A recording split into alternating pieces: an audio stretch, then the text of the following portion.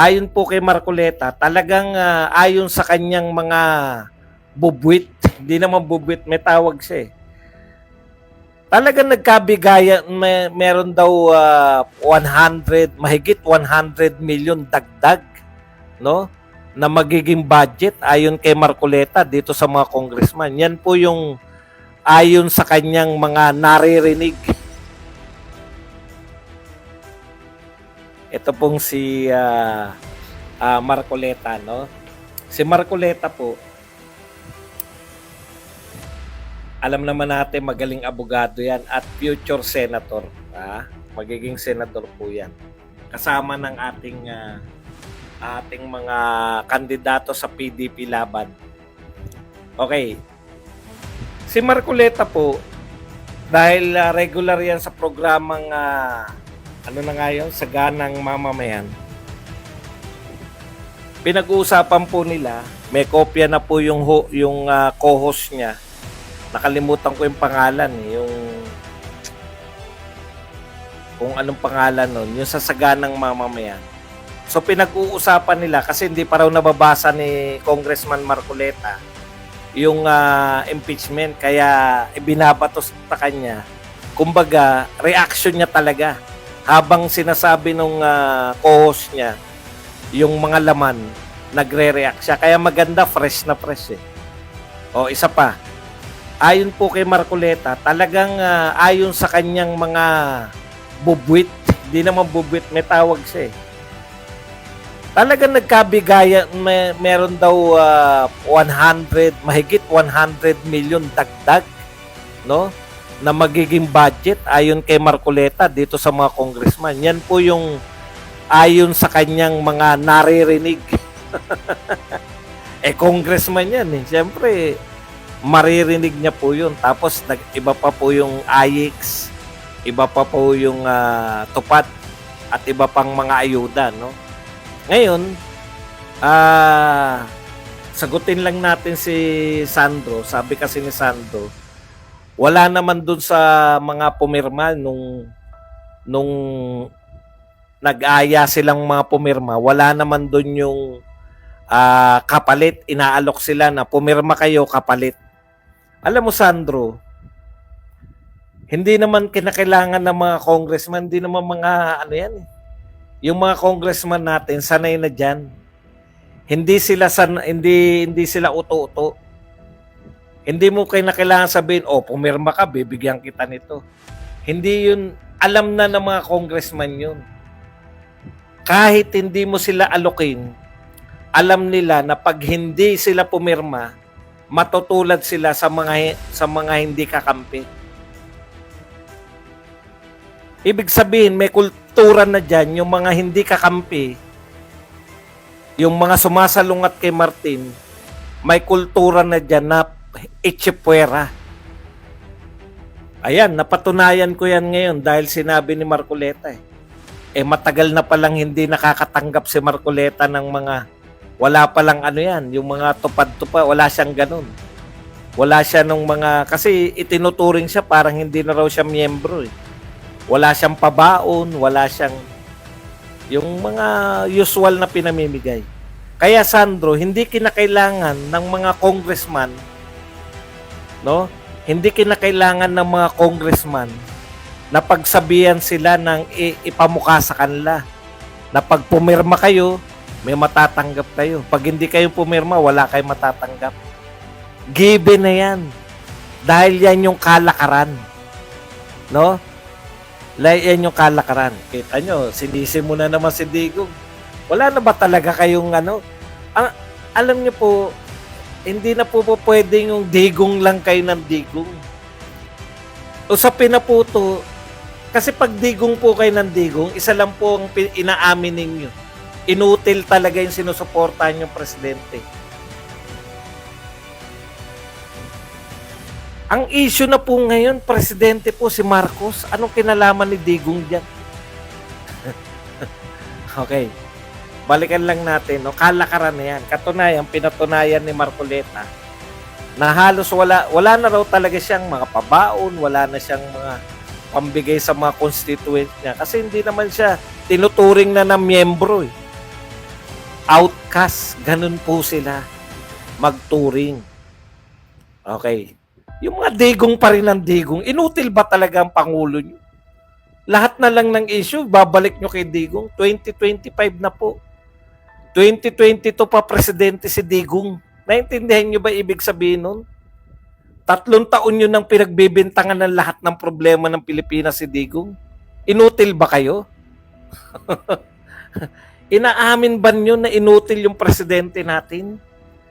Lahat ng mga nangyayari ngayon, kasalanan ni Digong. Grabe namang utak yan. Kaya alam namin na wala kayong nagagawa eh. Panay kayo Digong, panay kasalanan ni Digong. Tanungin mo kung anong ginawa ng mga yan. Wala masabi. Paano? Ang utak nila, lahat isisisi natin kay Digong. Puta, pati ba naman yung pagbibigay ng mga ayuda ng mga congressman, kay Digong pa rin yung isisisi. Namigay si Digong ng ayuda dahil may pandemya. Ito namimigay walang pandemya. Yun yung pagkakaiba.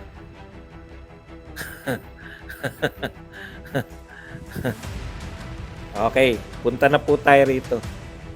Ako pa mahina comprehension. Ikaw pala matalas ka pala, Dax. Ang gawin mo, Dax, para patunayan mo matalas ka, gumawa ka rin ng vlogs, mag-discuss ka dun, lahat ng problema ng Pilipinas, isisi nyo kay Digong, yun. Matalas ang comprehension mo. Tignan natin kung may maniwala sa'yo. May problema tayo, nagbenta ng mga ginto. Kasalanan ni Digong yan. Bakit binenta ng mga Marcos government ang ginto? Si Digong may kasalanan. Si Fred Ching. Sasabihin mo kasi. Kasi ang buong akala ko pagka nag-ano kayo riyan, si Fred Ching pala yung sinasabi niya. Akala ko ako eh.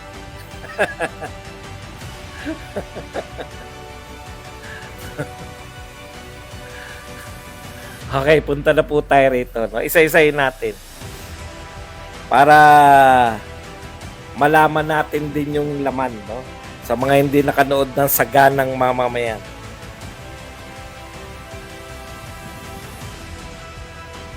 Ito po yung mga laman.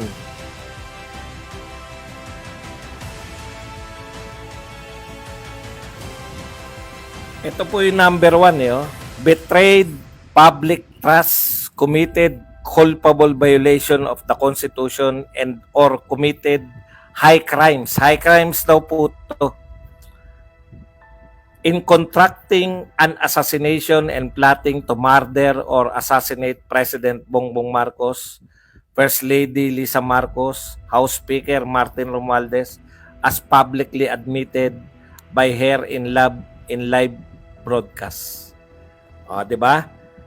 Kinaso na nila, number 1 case pa, 'di ba? Yan yung sinasabi natin na naghanap sila, piniko nila si BP Sara, may kaso na sila kasi dati wala silang kaso eh.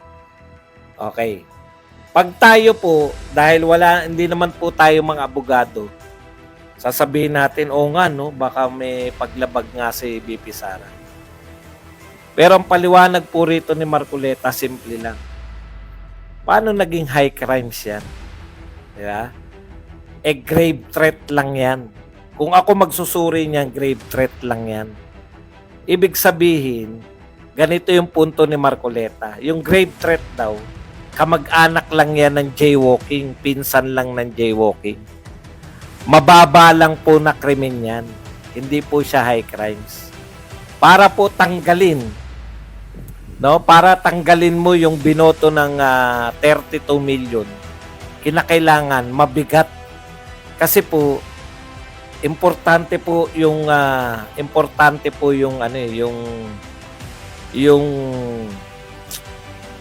boto ng tao. Pinapahalagahan po yan. Kaya nga po sa Constitution nangunguna po, we, the sovereign Filipino people, kami ang nakapangyayari. Ang pinakamakapangyarihan po sa Pilipinas, yung mamamayan. 32 million, pinakamalaking boto po yan. Ngayon, ang kahulugan ayon kay Marcoleta, at eto, matagal ko nang pinaniniwalaan to. Kaya lang, syempre, mas maganda pag kinot mo si Marcoleta. No? para maging kung binoto yan ng majority ng mga Pilipino, para magkaroon kayo ng justification, kayong mga konti lang ang boto, kinakailangan napakabigat ng krimen. Yun pala yun, no? Kinakailangan ang bigat ng krimen, nakatumbas ng boto niya. Hindi po basta pangkaraniwan ng krimen. Eto raw po, yung pagbabanta niya, di umano, sinabi rito na nagbanta si BP Sara, hindi po ganun kabigat yan. Kung grave threat lang yan. Pinsan lang daw yan ng jaywalking. Ang punto ni Marcoleta, kung ang ikakaso nyo lang ay kasing babaw lang ng jaywalking, hindi po pwedeng manaig yung ganyang kababaw na kaso sa boto ng 32 milyon. Yun eh. Pero sabi nga ni Marcoleta, sa bagay, mananalo naman ako o baka pala rin tayo, ako na mismo magko-question sa kanila. Kinakailangang patunayan nila kasi sila nag-aakusa eh. Yun po ang maganda sa impeachment. Inaakusahan nyo si BP Sara, patutunayan nyo yung akusasyon nyo. Kinakailangan yung mga ebidensya na patutunayan nyo, i-define nyo yung kahulugan ng high crimes.